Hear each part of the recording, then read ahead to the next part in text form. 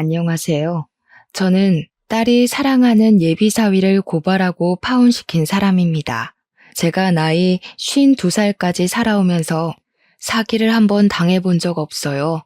그래서 뉴스나 기사에 나오는 범죄 소식을 보면 가슴이 벌렁거리긴 해도 늘 남의 일이라고만 생각했죠.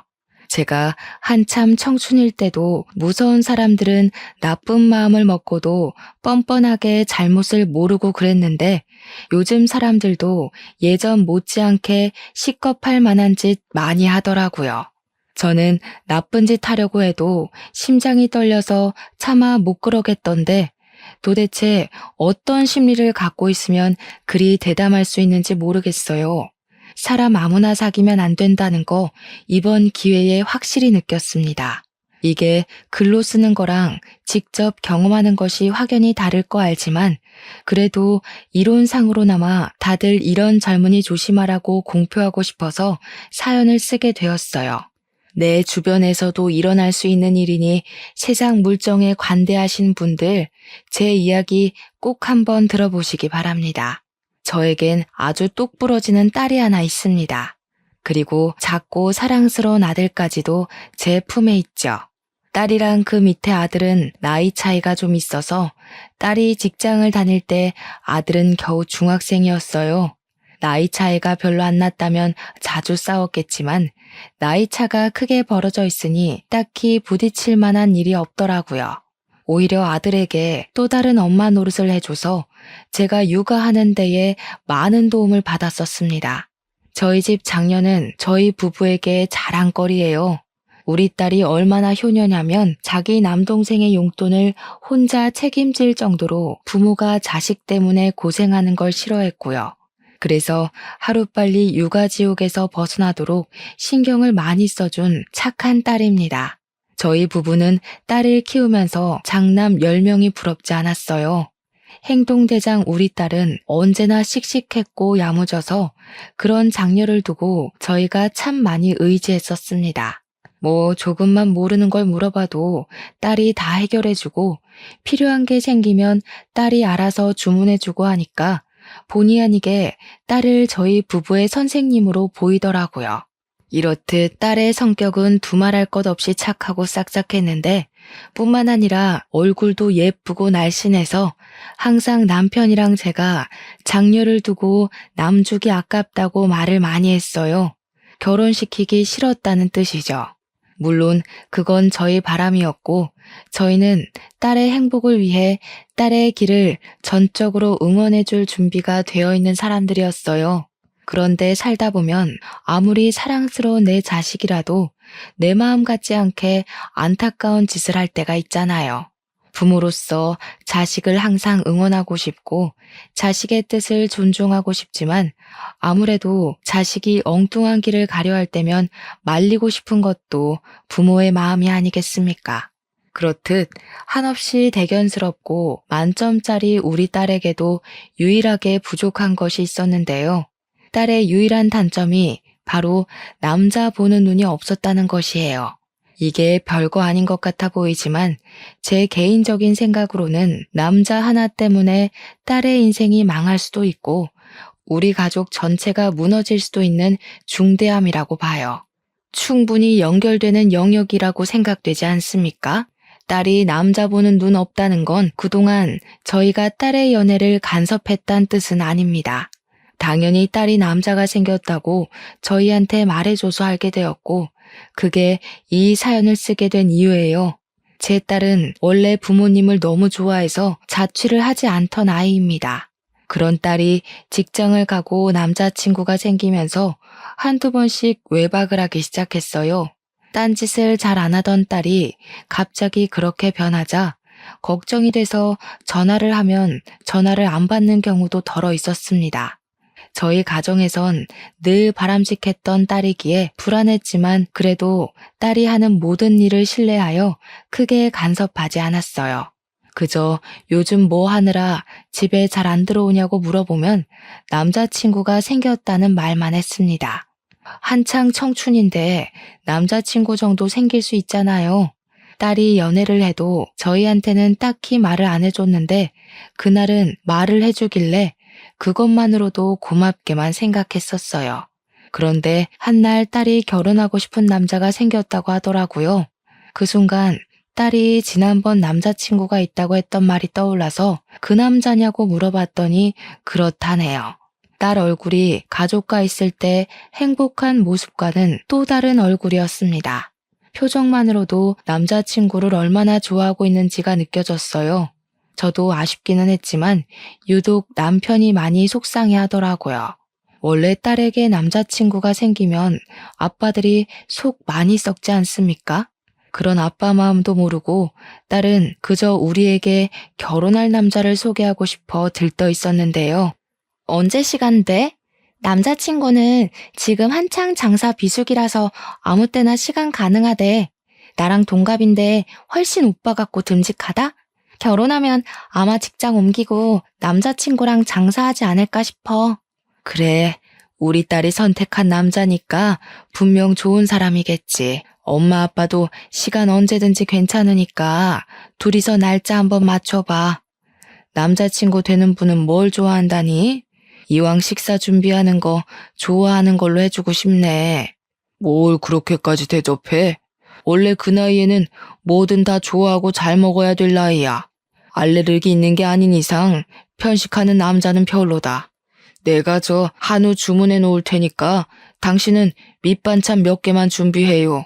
남편이 순간 딸의 남자친구를 대놓고 탐탁지 않아 하는 티를 내는 걸까봐 걱정했는데 한우를 준비한다는 말에 저도 마음이 놓였고 무엇보다 딸이 신이 나서 아빠 최고 하면서 부둥켜 안고 난리가 났어요. 씁쓸해 보이던 남편은 그래도 딸이라고 보내야 하는 순간까지 사랑만 주고 싶었나 봅니다. 저랑 남편은 그렇게 아쉬운 마음을 달래면서 애써 딸의 사랑을 축하해줬어요. 아, 물론 남편이 그날 새벽에 화장실에서 우는 것 같긴 했지만 말이에요. 저희 부부는 별로 예비 사위와의 만남이 기대되진 않았습니다. 그래서 예비 사위를 만나는 날도 별로 기다리지 않았어요. 하지만 이미 잡아놓은 날은 성큼성큼 빠르게도 다가왔고 저희는 또 한 번 속상함을 달랬죠. 딸이 예비 사위라고 데려온 총각은 겉모습이 참 번지르르한 사람이었습니다. 어느 집에서 큰 자식인지 우리 딸 못지않게 때깔이 고왔고 우리 딸이랑 아주 잘 어울리는 한 쌍처럼 보였어요. 그래도 당연히 우리 딸이 아까웠지만 일단 예비사위 첫인상만 봤을 땐 안심이 되었습니다. 이왕 결혼하는 거 상대가 외적으로도 깔끔한 사람이면 좋잖아요. 그런데 예비사위와 본격적으로 대화를 하다 보니 수려한 외모만이 장점은 아니더라고요. 젊은 총각이 말은 또 얼마나 재미나게 하는지 저녁상 앞에서 제가 얼마나 웃었는지 몰라요. 아, 어머니께서 미인이셨구나. 어쩐지 유형이 너무 예뻐서 누굴 닮았나 했거든요.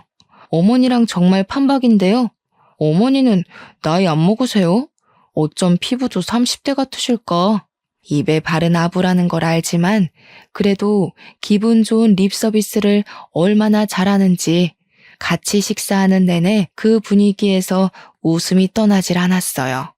그 상황에 저희가 술까지 깃들였다 보니까 분위기는 무르익지 않을 수가 없었습니다. 예비사위는 식사 자리에서 내내 딸보다 제게 더 충성을 다하는 모습을 보였어요.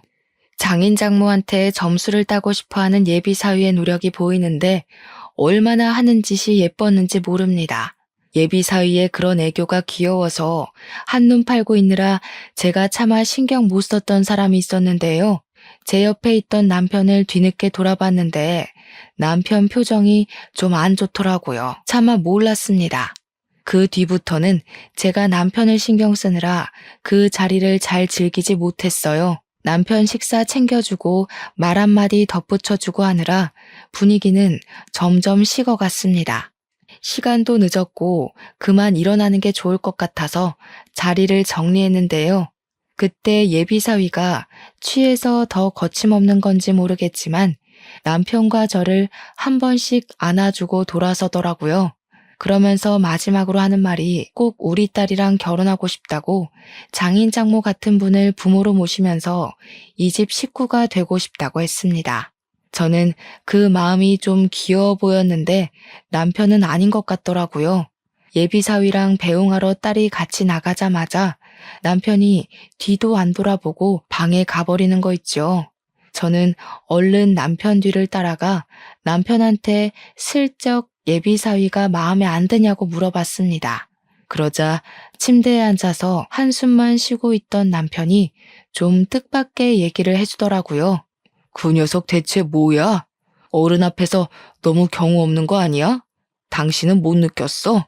아무리 그래도 장모되는 사람이라도 그렇지 함부로 당신 손을 덥석덥석 잡고 말이야. 그건 그냥 사람이 워낙 넉살이 좋아서 그런 것 같던데? 그 친구가 당신 손도 잘 만지더구먼. 그렇게 마음에 안 들었어? 당신은 모르지. 남자는 남자가 알아. 미인이라고 칭찬하는 것도 한두 번이지. 무슨 밥상머리 앞에서 장모될 사람한테 말끝마다 진짜 예쁘다 곱다 이 소리야. 배때기에 기름칠하더니 눈에 뵈는 게 없나. 순간 남편의 툴툴거림이 질투처럼 느껴져서 저도 모르게 질투하냐고 물어봤어요. 질문은 제가 했는데 제가 물어도 좀 웃기다는 생각이 들더라고요. 몇십 년이나 같이 한 이불 덮고 살았는데 연애 때나 하던 질문을 묻게 될 줄은 몰랐거든요. 어쨌든 제 말에 남편도 얼굴이 벌개지면서 그런 거 아니라고 그냥 자기는 예비사위 인상이 계속 별로였다고만 변명했습니다. 그날 남편 반응이 너무 웃겨서 배꼽 잡느라 예비사위의 특이점에 대해선 더 이상 생각을 해보지 못했어요. 다 늙은 나이에 남편과 이런 대화도 할 수 있어서 너무 신선했고 오히려 그런 건더기를 준 예비사위가 다시 한번 더 기특하기만 했습니다. 그리고 다음날 예비사위가 딸이랑 또 우리 집에 놀러 왔을 때였어요. 근데 지난날에 남편이 예비사위 태도로 한 소리해서 그런지 그날 저도 모르게 예비사위 태도에 신경이 쏠리더라고요. 예비사위는 처음에 살갑게 행동했던 것처럼 그날도 음식하는 제 옆을 맴돌면서 이것저것 도와주려고 했는데요. 가만 보니까 남편 말대로 진짜 저를 아무렇지 않게 만지더라고요. 칼질하고 있는데 갑자기 옆에서 제 손 얘기로 물꼬를 트더니 순식간에 제 손을 잡아가며 또 칭찬을 해줬습니다. 볼 때마다 너무 신기해요, 장모님. 진짜 손만 보면 아가씨인 줄 알겠어요. 장모님만의 젊은 비결이 따로 있는 거예요? 유영이도 유독 나이에 비해 동안이잖아요. 남편 말만 아니었으면 이런 장난도 그저 예비 사위의 유쾌한 농담으로 넘겼을 텐데 희한하게 그날은 첫 대면과 기분이 달랐습니다. 남편 경고가 컸던 것 같아요. 예비사위가 별다른 짓을 한 것도 아닌데 그냥 찜찜하게 다가오더라고요. 저는 아닌 척 예비사위의 손길을 슬쩍 빼면서 옷에 음식물 튄다고 가서 다른 일 좀 도와달라며 예비사위를 거실로 보내버렸습니다. 근데 생각할수록 이게 맞는 건가 싶더라고요. 그냥 내 딸의 배우자 될 사람이고 우리에겐 예비사위인데 제가 이런 불순한 방향으로 엄한 사람을 경계하는 게 좀 이상하다는 생각이 들었어요. 예비사위가 제게 찝적대는 것 같다는 남편의 말이 사실도 아니고 어른이 돼서 괜히 쓸데없는 오해 때문에 우리 식구 될 사람을 대면대면하는 건 좀 아니라 생각이 들었다는 겁니다. 게다가 우리 딸이 데려온 사람인데 우리 애가 어디 개념 없는 남자를 몰고 왔겠습니까? 이러다 괜히 생사람만 잡는 것 같아서 저는 금세 생각을 고쳐먹었어요. 그러니 예비사위의 친밀감이 또 그냥 별것 아닌 애교로만 보이더라고요. 물론 남편은 여전히 예비사위에게 크게 마음을 안 줬습니다. 그래서 예비사위도 장인어른을 좀 어려워하는 것 같았고 가까이 잘 못 가더라고요. 젊은 총각이 그저 자기가 결혼하고자 하는 여자의 부모에게 점수 좀 따려고 노력하는 것 같은데 그 마음이 너무 고맙고 기특하지 않습니까? 그래서 제가 남편을 몇 번 설득하며 우리 식구 될 아인데 너무 무섭게 대하지 말라고 했는데도 남편은 그저 콧방귀만 뀌었습니다. 그럴수록 무한할 예비 사위를 위해 제가 더 챙기는 수밖에 없었어요. 그렇다 보니 예비 사위와 자연스레 더 친해지더라고요. 근데 아무리 친하더라도 이건 제 입장에서 좀 많이 당황스러웠던 건데 예비 사위가 평소에도 딸이랑 우리 집에 자주 오긴 했거든요. 제가 요즘 애들 가치관을 잘 몰라서 그러는데 딸이 없는 예비 처갓집에도 사위가 아무렇지 않게 혼자 방문하기도 하나요? 예비 사위가 연락도 없이 우리 집을 찾아왔더라니까요. 저는 살짝 당황하고 말았습니다. 아이고, 김서방이 어쩐 일이야? 오늘 유영이 회사 워크숍 가서 없는데 연락 못 받았니? 알죠. 없는 거 알고 일부러 찾아왔어요.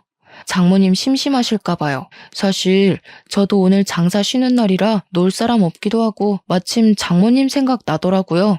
오늘 저랑 놀아주실 거죠? 살가워도 이렇게 살가울 수가 있나 싶었습니다. 굉장한 친화력에 깜짝 놀랐어요. 저희 집 사람들은 원래도 의심이나 경계가 많아서 누구에게 먼저 다가가는 성격이 못 되거든요. 그렇다 보니 먼저 손 내밀어주는 예비사위 성격이 고맙다가도 한편으론 좀 낯설고 부담되기도 했어요. 좋게 비유하자면 마치 주인 뒤만 졸졸 쫓아다니는 강아지 같다고나 할까요? 일단 저희 집을 찾아온 손님이니까 대접을 하는 게 맞잖아요. 그래서 얼른 들어오라고 밥은 먹었냐고 제가 예비사위를 챙겼는데요. 예비사위가 잠깐 화장실 간 사이에 남편이 저를 따로 방에 부르더니 예비사위 욕을 하기 시작했어요. 뭐 저런 놈이 다 있어? 정말 미친놈 아니야? 누가 결혼도 안 했는데 신부 쪽 집을 들락날락해. 결혼해도 오기 불편해야 되는 게 처갓집이야. 우리를 물러보는 것도 아니고 무슨 밥 먹일 생각 말고 당장 내보내. 나쁜 의도로 찾아온 거 아니잖아. 다른 집 사위들은 아예 처갓집 대문짝만 봐도 가기 싫어서 마누라랑 싸우기도 한다는데 그런 거 생각하면 우리 사위는 얼마나 기특해. 마음 좀 좋게 먹어봐요. 언제까지 이렇게 미워하려고. 이러면 우리 딸도 속상해해. 저는 흥분한 남편을 최대한 진정시켰습니다. 제 눈에는 예비 사위가 진짜 말 그대로 넉살이 좋고 우리를 좋아해줘서 적극적인 것 같았거든요. 남편의 의심을 잠재우느라 그 시간 얼마나 진땀을 뺐는지 몰라요. 그래도 남편의 흥분을 잠재우긴 했지만 마음은 돌리지 못해서 방 밖으로 끌어내진 못했습니다. 남편은 빈정이 상해 방에서만 TV를 봤어요. 어렵게 찾아온 예비사위를 다시 돌려보낼 수가 없어서 할 수 없이 제가 예비사위와 같이 시간을 보냈습니다. 예비사위가 TV 영화를 쏘겠다고 해서 제가 잔치국수를 만들고 같이 먹으면서 TV를 봤거든요. 당연히 남편 방에도 국수를 넣어줬고요. 아무튼 둘이서 한참 TV 영화에 빠져 있을 때 그 순간 제가 아들 급식 돈 넣어주는 날이라는 게 번뜩 생각이 나더라고요. 그래서 TV를 보다 말고 모바일 뱅킹에 접속을 했습니다. 얼마를 넣는지 기억이 나질 않아서 잠깐 방에 갔다가 다시 자리에 앉아서 계좌이체를 했어요. 무방비하게 비밀번호까지 드러내면서 이것저것 누르고 송금을 완료한 뒤에 휴대폰을 내려놓았는데요. 그 순간 급하게 고개를 획 돌리는 예비사위를 목격했습니다. 뭔가 쎄하더라고요. 왠지 예비사위가 제 폰을 같이 보고 있었던 것 같은 촉이 오는 겁니다. 저와 눈이 마주친 건 아니었고 예비사위가 마지막까지 눈길을 두고 있던 곳이 희한하게 제 폰 화면이었던 것 같은 느낌이 들었어요. 물론 제가 본래 의심 많은 타입이라 착각일 수도 있죠. 근데도 알게 모르게 불안감은 마음 한구석에 계속 남아 있었어요.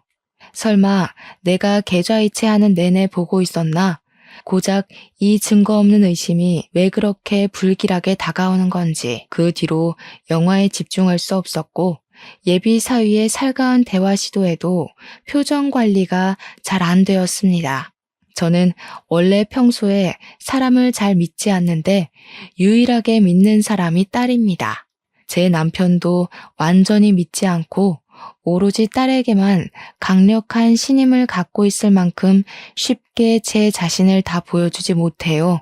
그래서 예비 사위에게도 적당한 맞대응만 해줬던 거지 그놈을 믿고 말고 할 만큼 그런 사이는 아니라고 생각했어요. 그런 상황에서 예비 사위에게 의심 먼저 들어버리니 예비 사위와 겨우 가까워진 사이가 급격히 벌어지고 말았지 뭡니까. 하지만 그럼에도 제가 어쩌지 못했던 건 예비 사위는 딸이 선택한 남자잖아요. 제 기분이 찝찝하더라도 딸보다는 제 판단이 잘못됐을 가능성이 더 크다고 보고 그냥 넘겨야만 했습니다. 그렇게 상견례를 날짜까지 잡고 저랑 남편은 상견례 때 입을 옷을 맞추기 위해 백화점을 방문했어요. 직원에게 복장을 추천받고 결제를 하기 위해 카드를 내밀었는데 직원이 카드를 긁더니 한도 부족이라고 하더라고요. 그럴 리가 없어서 다시 한번 해보라고 부탁을 했는데 계속 한도 부족이래요. 제가 분명 집에서 나올 때 1,000만 원 정도의 잔액이 든 카드를 들고 나왔거든요. 직원한테 계속 부탁하는 것도 민폐고 직원도 난감해하길래 급하게 뱅킹 조회를 해봤는데요. 충격이게도 겨우 7,000원 돈만 남아있더라고요. 이게 어떻게 된 일이지 싶어 일단 옷 사는 건 보류하고 집으로 돌아와야 했습니다. 저와 남편은 집에 오자마자 혹시 돈을 다른 곳에 옮겨둔 건 아닌지 뱅킹이랑 통장을 뒤져서 확인했어요. 남편도 큰 돈이 없어진 거라 꽤 놀라서 경찰 신고하자고 난리더라고요. 대체 우리 말고는 손댈 사람이 없는데 그 돈이 어디로 솟은 거야? 딸내미도 그 통장 모르잖아. 당신 정말 그 계좌에 돈 둔 거 맞아? 우리 말고는 이 통장을 모른다. 남편의 이 발언을 듣는 순간 제 머릿속에 무섭게 떠오른 사람이 있었는데요. 바로 예비 사위였습니다. 제 마음속에 내내 남아있던 불길함이 있었잖아요. 예비 사위가 저희 집에 혼자 찾아온 날 저랑 같이 나란히 앉아서 TV를 보고 있을 때 예비 사위가 제 폰을 몰래 훔쳐봤던 게 그리 불안했는데 그게 왠지 1,000만 원 실종과 연관이 있을 것 같더라고요. 하지만 그건 그저 제 추측일 뿐 심증만 있고 물증은 없던 상태가 아닙니까?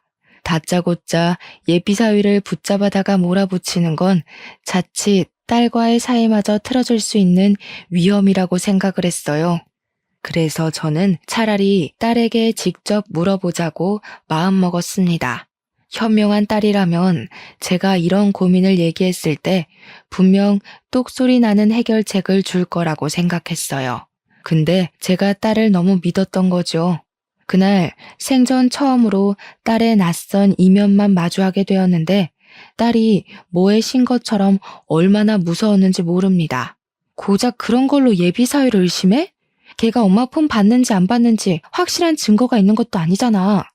다 엄마 망상 아니야? 괜히 생사람 잡지 마. 그 사람이 뭐가 아쉬워서 우리 집 돈을 훔쳐. 그 사람 연매출 억 단위야. 망상이라니. 그때 분명 엄마가 이체하는 걸 훔쳐보는 것 같더라니까. 너도 없는데 우리 집 찾아온 것도 이상하지 않아? 아빠가 계속 그놈 어딘가 의심스럽다고 했었거든. 그건 아빠가 내 남자친구 마음에 안 드니까 일방적으로 모욕하는 거고 말 조심해. 내 남자 욕하는 건 나 무시하는 거나 마찬가지야. 아무리 마음에 안 들어도 그렇지 어떻게 사위 될 사람을 도둑놈으로 몰 수가 있어? 사람 보는 눈도 없으면서 자꾸 이러면 나 몰래 결혼할 거야. 전적으로 예비 사위 편을 들면서 저한테 대드는 딸의 모습을 보는데 너무 충격적이더라고요. 우리 딸은 사춘기 때도 부모님께 효도하던 착한 아이였거든요. 고작 몇 달 만난 남자친구 때문에 부모한테 바락바락 소리치며 입도 뻥끗 못하게 하는 딸을 보고 저랑 남편은 크게 서운했어요. 어떻게 부모가 1,000만 원이 털렸다는데도 자기 남자만 신경 쓸 수 있는 걸까요? 딸한테 이런 표현을 쓸 줄은 몰랐는데 그 순간 서운함을 넘어 정까지 떨어질 뻔했습니다. 그 뒤론 딸에게 감히 예비 사위에 대해 언급하지 못했어요. 그냥 제가 직접 사위를 시험해 보는 게 낫겠다고 생각을 했습니다. 그리고 그 다음날 어김없이 우리 집을 찾아온 사위한테 저는 일부러 1,000만 원 도둑 맞은 걸 고스란히 알려주었어요. 이 일을 어쩌면 좋으니? 이렇게 큰 돈을 도난당했을 땐 어떻게 해야 되는 거야? 자네는 사장하는 사람이라 젊고 똑똑하니까 이런 일에 대해 잘 알지 않아? 자네가 경찰에 좀 신고해주라. 나는 손이 떨려서 도무지 뭐라고 말도 잘 못할 것 같아서. 네, 장모님, 일단 신고하는 게 좋겠어요. 어떡해요. 진짜 놀라셨겠어요. 우선 저한테 맡겨주세요. 제가 알아서 신고 접수할게요.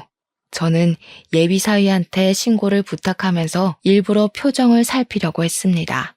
직접 신고를 부탁했던 것도 일종의 미끼였어요. 예비사위가 훔친 게 맞다면 당연히 경찰에 신고를 안 할 거라고 생각했거든요.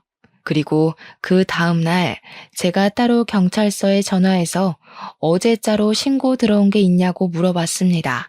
피해액이 1,000만 원인 절도 사건이라고 했는데 경찰이 그런 신고 들어온 거 없다고 하더라고요. 이건 빼도 박도 못하는 증거이다 싶어서 저는 이 통화 내용을 퇴근하고 온 딸에게 들려줬어요. 딸이 처음에는 제가 또 예비 사위를 의심하는 것 같자 성질을 내려고 했습니다. 그런데 제가 들려주는 통화 녹음을 다 듣더니 살짝 당황한 얼굴이더라고요. 이것 봐라. 내가 분명 그놈한테 신고해달라고 했고 그놈도 신고했다고 했잖아. 너도 그 자리에서 들었으니 알 거 아니야. 근데 왜 신고 접수가 안 됐냐고. 이래도 김서방이 안 수상해? 오해한 거겠지.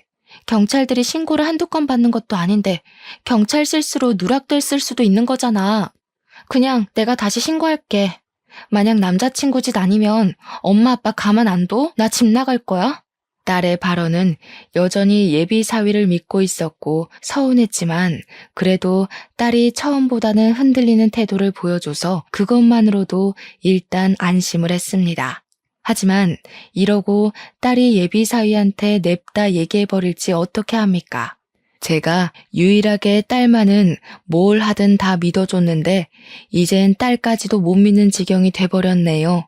어쨌든 이제 남자의 눈이 멀어 상황 분간 못하는 딸도 못 믿겠기에 딸한테는 고분고분 알겠다고 기다리고 있겠다고 대답한 뒤 제가 따로 전화해서 직접 신고를 했습니다. 그리고 3일 뒤였어요. 딸이 동생한테 쓰라고 400만 원을 넣어둔 통장이 있는데요. 딸이 한날 돈을 입금하려고 ATM 기기를 찾았다가 그 안에 400만 원이 없어졌다는 걸 알았고 다급히 집에 와서 따진 적이 있었습니다. 그 통장은 당연히 딸이 들고 있는 데다가 카드는 딸 하나, 우리 부부 하나 이렇게 2개로 나눠 갖고 있었어요. 그러니 딸이 우리를 의심할 수밖에 없는 상황이었죠. 우리가 안 했다는 증거를 당장 댈 수 없지만 우리는 아니거든요. 아무리 봐도 그것마저 사위짓 같더라고요. 제가 뱅킹 비밀번호까지 훔쳐보면서 1,000만 원을 빼갔던 강 큰 놈이 400만 원이라고 못 훔치겠습니까? 그래서 제가 딸한테 또 한 번 사위짓이 아니냐고 의심을 해봤어요. 딸이랑 관계가 완전히 틀어질지도 모른다는 각오까지 해야 했지만 설령 그렇게 된다고 하더라도 딸이 그 수상쩍은 예비 사위와의 결혼을 포기하길 바랬습니다. 그런데 의외로 이번엔 딸의 반응이 좀 다르더라고요. 제 말에 기분 나빠하기는커녕 뭔가 생각을 하는 듯 잠자코 머리만 굴리고 있었습니다. 그러다 딸이 하는 소리가 안 그래도 그 통장의 존재를 사위가 알고 있다고 하더라고요. 그리곤 지갑에 카드를 찾아봐야겠다며 잠깐 자리를 떴는데 지갑 확인한 딸이 카드 위치가 달라져 있는 걸 확인했고 그제야 딸도 사위를 의심하기 시작했습니다.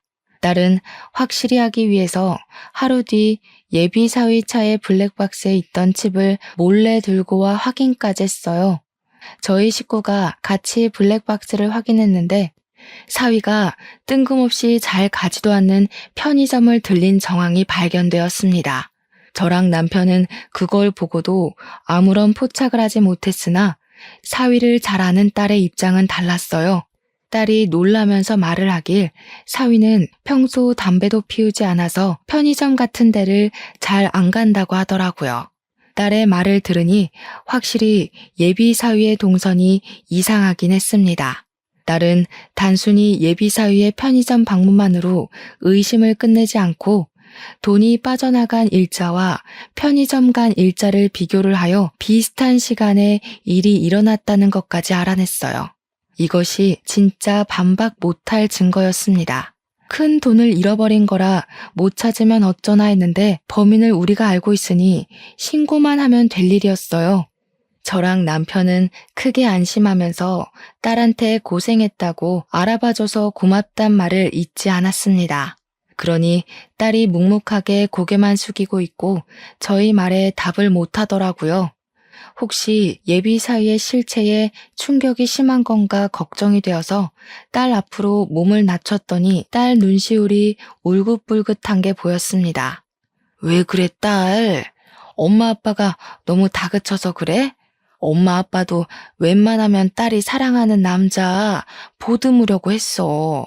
근데 도무지 내 귀한 딸을 그런 찝찝한 놈한테 보내면 안 될 것 같더라고. 그런 게 아니야. 미안해. 엄마 아빠가 괜한 소리 하는 거 아니었을 텐데 내가 남자 하나에 미쳐서 정신을 못 차렸어.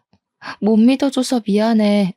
내가 잘못한 거니까 내가 그 자식 해결할게. 피해줘서 진짜 미안해.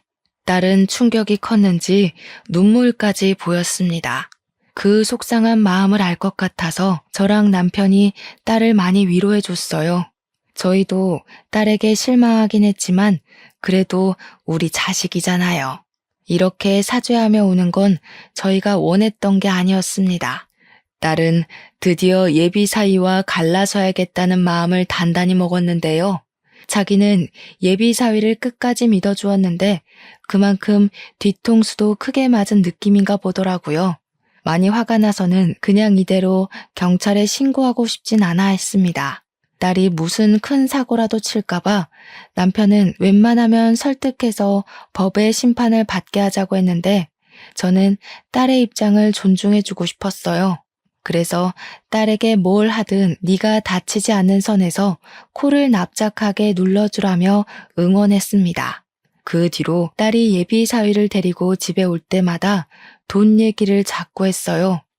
예비 사위가 충분히 숨 막힌다고 느낄 수 있을 정도로 집요하게 도난당한 돈에 대해서 토론하는 시간을 만들었습니다. 우리 집 식구들이 몇 번 그렇게 찔러봤기 때문인지 사위가 어느 순간 눈치가 보였는지 갑자기 저희 집 오는 발길을 끊더군요. 저희는 1,400만 원을 훔쳐간 사위놈을 어떻게 처단할까만 머리 맞대고 고민을 했어요. 그래서 딸이 생각한 방법이 있는데 좀 추접스럽습니다. 우리도 우리지만 특히나 딸이 사위를 용서 못하겠다고 최대한 추접스럽게 벌을 주고 싶다 그랬거든요. 우습게도 때마침 TV에 변비약이 방영되고 있었는데요. 그 순간 딸이 설사하기 좋겠다고 소리치더라고요. 우리 딸이 남자 보는 눈만 없었지 참 똑똑한 아이기 때문에 저랑 남편은 다시 딸을 믿었고 딸이 시키는 대로 따랐습니다. 그리고 우리는 예비 사위를 다시 집으로 불러들여야 됐어요. 아들 생일이라 뻥치고 식사 자리에 가장해 예비 사위를 초대하게 되었죠. 아직 우리 딸이랑 결혼 생각이 있는 건지 예비 사위가 우리 집 행사에 참석은 하더라고요. 남의 집 돈 훔쳐가 놓고 여전히 결혼할 마음을 갖고 있다는 게 진짜 뻔뻔스럽지 않습니까? 저는 딸이 시킨 대로 예비 사위 미역국에만 설사약을 잔뜩 탔어요. 사위는 초반에 들어오면서 쭈뼛거리며 우리 눈치를 보는 것 같더니 우리가 별일 없이 살갑게 대해주자 완전 경계를 놓더라고요. 그때 되니까 친화력 좋은 예비 사위가 사실은 세상 멍청한 놈이라는 것이 얼마나 잘 보였는지 모릅니다. 예비 사위는 다시 우리 식구 사이에서 대화를 주도하며 혼자 신나서 맛있다고 밥을 퍼먹었어요. 우리 아들한테도 생일 선물이라고 돈을 챙겨주더군요. 저 돈도 사실은 우리 돈일지 아닐지 모르는 거 아닙니까? 생각해보니 우리 돈이라고 봐야겠네요. 1,400만 원을 돌려주지 않았으니 예비 사위에게 매여있는 그만큼의 몫은 당연히 우리 거여야 되잖아요. 식사를 거의 마무리해갈 때쯤 저는 아들에게 더러운 꼴을 보이고 싶지 않아서 먼저 방에 들어가 있으라 했습니다. 그렇게 40분 정도 되었을 때였어요. 사위가 한 번씩 화장실을 가기 시작하더니 나중에는 화장실을 나오자마자 다시 들어가길 반복하는 겁니다. 배앓이를 시작한 거겠죠. 처음엔 저희에게 양해를 구하던 예비사위도 계속 배가 아프니 나중에는 제 탓을 하기 시작하더라고요. 사람이 본능적으로 자기 목숨의 위협을 느끼면 본색이 나오는 법 아니겠습니까? 장모님, 저한테 무슨 짓 한 거죠? 그런 게 아니면 왜 나만 이러는 건데요? 다 멀쩡한데 나만 이 난리인 게 아무래도 이상하잖아. 제 음식에 뭘 탄 거예요? 어머머, 얘 말하는 것 좀 봐라. 내가 뭘 했다는 증거도 없으면서 그리 무섭게 몰아세우는 거니? 이렇게 예의 없는 사람이었어? 음식에 장난질하는 사람한테 무슨 예의를 지킵니까? 무슨 짓 했는지 당장 말해요. 사람한테 해코지했다고 신고하기 전에. 신고 얘기가 나오자 저는 오히려 어처구니가 없어서 웃음이 나왔습니다. 누가 누굴 신고한다는 건지 우습더라고요.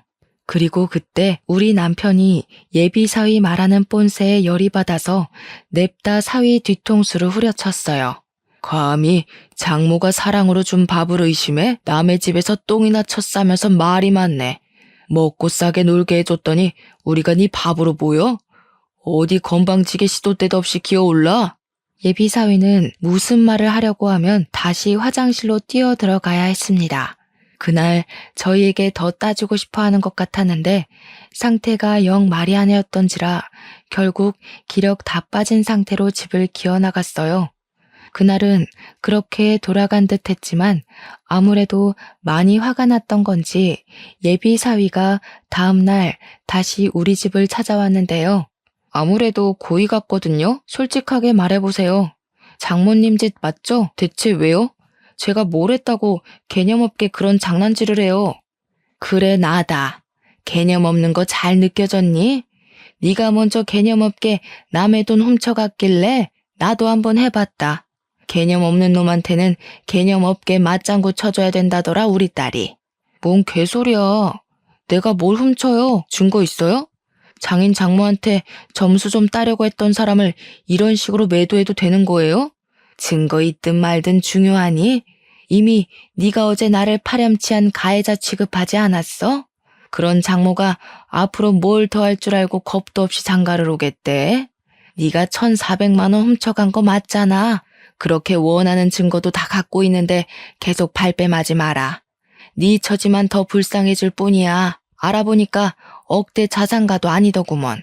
이건 딸한테 들은 새 소식이었는데 딸이 예비 사위한테 뒤통수 맞고 예비 사위의 실체가 자기가 아는 것과 얼마나 다른지 뒷조사를 좀 했더라고요. 그렇게 발견한 사실이 장사 매출 연 억대라는 게 거짓이라는 거였어요. 장사치는 맞지만 실상은 팔이 날리는 꼴이었고 적자가 나서 폐업 위기를 맞고 있는 상태였다는 겁니다. 딸이 모를 수밖에 없었던 건 예비 사위가 자기 친구한테 부탁해서 잘 나가는 친구 매장을 마치 자기 것인 것처럼 연기를 했다네요. 알아낼수록 얼마나 기가 찬 놈이던지. 하긴 그렇게 뻔뻔한 짓을 한 놈이니까 증거가 있다는데도 이렇게 얼굴색 하나 안 변하고 범행을 발뺌하는 거겠죠. 어디서 자꾸 구라를 치는지 모르겠네. 증거가 있다고요? 증거가 있을 리 없죠. 나는 범인이 아니니까. 대체 나한테 왜 이래요? 내가 그동안 알랑방귀 끼면서 구토 나올 것 같은 칭찬도 해줬잖아요. 쭈글쭈글한 아줌마한테 아가씨 같다고 칭찬하는 게 어디 쉬운 줄 알아요? 어쩜 이렇게 통했을까.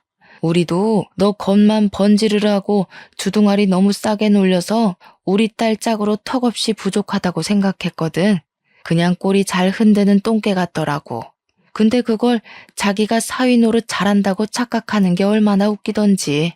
저도 이렇게 막말하는 게 힘든 사람이었지만 예비 사위처럼 하찮은 사기꾼한테 더 하찮게 보이고 싶지 않아서 최대한 예비 사위를 개무시해 줬습니다.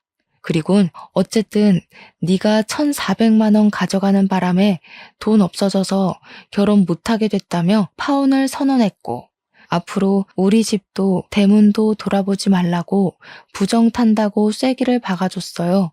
그러자 예비 사위가 제 말을 비웃으면서 웃기는 소리 말라고 1,400만 원 없어도 이 집 잘 사는 거 다 알고 있다고 떵떵거리대요.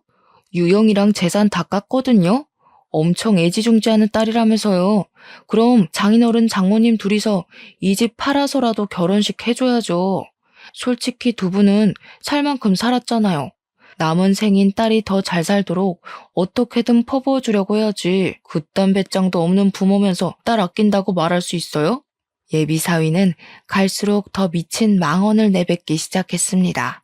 그러자 방에 숨어서 우리 대화만 듣고 있던 남편이 분노를 못 참고 뛰쳐나왔어요. 혹시라도 남편이 예비 사위에게 손찌검하면 예비 사위가 괜히 신고하는 만에 난동 부릴 것 같아서 제가 남편더러 방에 숨어 있으라고 했거든요. 뛰쳐나온 남편은 역시나 바로 예비 사위의 멱살을 잡았습니다. 금방이라도 한 대 칠 것처럼 눈을 부릅떴지만 제 말을 기억하고 있는 건지 함부로 예비 사위에게 손을 대진 않았어요. 이 정신 나간 놈이 듣자 하니까 갈수록 정신 나간 소리만 해대네. 재산을 다 깠다는 놈이 네 주머니에 똥파리 날리는 건 왜 말 안 했냐? 거지 새끼라서 우리 집 와가지고 밥 처먹고 실실거렸나 본데 그걸 우리가 몰라서 내버려둔 줄 알아? 젊은데도 고작 깡통밖에 안 되는 네가 불쌍해서 내버려둔 거야. 아씨, 말 심하게 하시네. 누가 깡통이라는 거예요? 그러는 장인어른이야말로 깡통 아닙니까?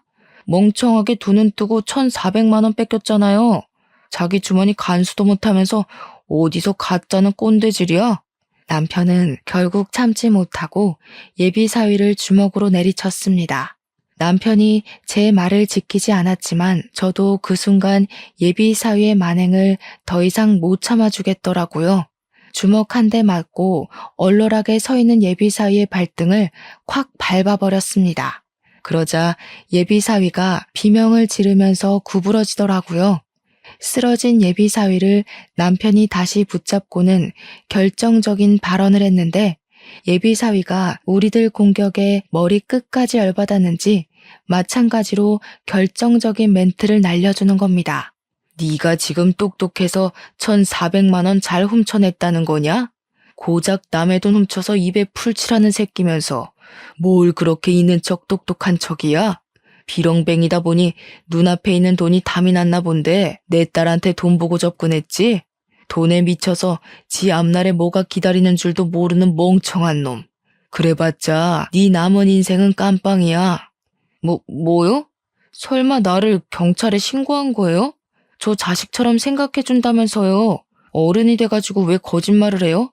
아니, 돈도 많은 사람이 그 1,400만 원 좀 없으면 어때서요? 사위 사정이 어려우면 좀 지원해줄 수도 있는 거 아닙니까? 어차피 우리 결혼하면 줄 돈이라면서요. 그걸 미리 빼간 건데 뭐가 잘못된 건데요? 흥분한 사위는 남편이 미끼를 던진 줄도 모르고 스스로 자백을 해버렸습니다. 예비 사위가 명확하게 자백까지 해줄 줄은 몰랐는데 잘 됐다 싶더라고요. 그 순간 타이밍 좋게 경찰이 우리 집을 방문했습니다. 예비 사위가 갑자기 우리 집에 들이닥쳤을 때 제가 딸한테 연락을 넣었고 딸이 우리 집에 범인이 찾아왔다고 체포해달라 직접 경찰을 불렀죠. 경찰이 예비 사위를 붙잡자 사위가 발악하면서 경찰들한테까지 막말을 퍼붓기 시작했는데요. 그러면서 자기 결백하다고 턱도 없는 해명을 또 해대더라고요. 그래서 제가 경찰한테 예비 사위가 자백한 녹화본을 보여주며 이 도둑놈 새끼가 1,400만 원 범인이라고 잡아가서 콩밥 좀 먹여주라 했어요. 그때 딸도 블랙박스 칩과 편의점 ATM기 시간을 비교해보면 더 정확한 증거가 될 거라고 제출하기도 했습니다. 빼도 박도 못할 증거가 속출하자 그제야 사위는 저희들 앞에 무릎을 꿇었어요. 한 번의 실수였다. 다시는 그런 일 없을 거다 하면서 가짜는 변명하길래 하마터면 우리 집에 원흉이 될 뻔했던 놈의 말 따위는 더 이상 듣기 싫어 앞에 있던 찬물을 그놈 얼굴에 확 끼얹어 버렸어요. 예비사위는 쫄딱 젖은 생쥐꼴을 한 채 경찰들에게 연행을 당했죠. 다행히 저희 돈은 다시 돌려받을 수 있었습니다. 그놈 입에 들어간 저희 집 쌀은 좀 아깝지만 비렁뱅이한테 봉사했다고 생각하려고요. 그 일로부터 4개월이 지난 현재 저희는 언제 그런 일이 있었냐는 듯 일상은 완벽히 복구되었어요. 딸도 그놈에게 받은 상처를 빨리 극복했더라고요. 그렇다고 남자에 대한 공포가 생긴 건 또 아니라서 우리 딸 참 강하다고 생각을 했네요. 앞으로 어떤 사위가 또 우리 딸의 곁을 찾아올지 모르겠지만 제발 다음 타자 사위는 정상적인 총각이길 바랄 뿐입니다. 자녀 있는 분들 어떤 기준으로 사위나 며느리를 눈여겨보시는지 궁금하네요. 시간 나시면 조언 한마디씩 해주고 가셔요. 민망한 사연일지라도 참 길고 속상했었습니다. 눈살 찌푸리면서도 끝까지 읽어주셨을 청취자분들께 감사드려요.